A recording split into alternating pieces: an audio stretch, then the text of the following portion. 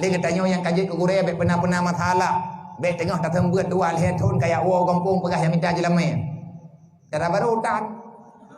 Mantau kamu kawin ngembu. Puat jam dah. Memang tanya agama di hidayah minta jelame. Pegah ba Allah Taala itu yang leu reung teu bagedeu. Hai, kowe ka anak kawawo ko. Anak wo teh le. Mana rencana mengkawin? Mengkawin. Mampak jelame. Damna. Mana kami tiap panena? Age ka hana yakin ka Allah Taala mumpu dah. Kop jai darah baru ulang dunia nyu hana perle ke jelame na gerbu. Tahu darah baru ya hana perle ke jelame, darah baru ya beut, iki yang perle ilmu la kau itu ku. Nya morak mahai jelame tapi hana hidui. Ilong nunggu hana payah jelame dari ben nabi jelame ke long neco pengnya nak pegat bele-bele mentam. Ilong tekan antro nak kaji. Nak ada pui ka?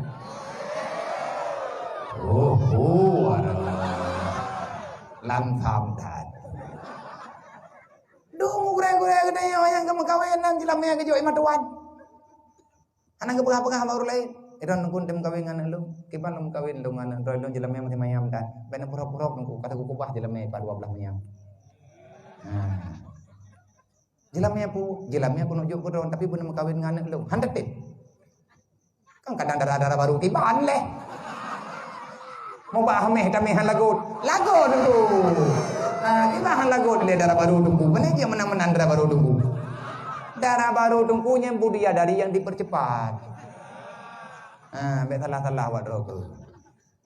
Tanya teman dalam surga, anjir dalam dunianya teman dalam surga. Sesungguhnya di dunia ini ada surga kok.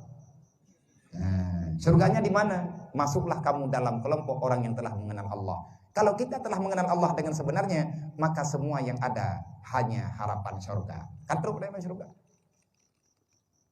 Nampung kagetan. Inna Allah wa malaikatahu yusalluna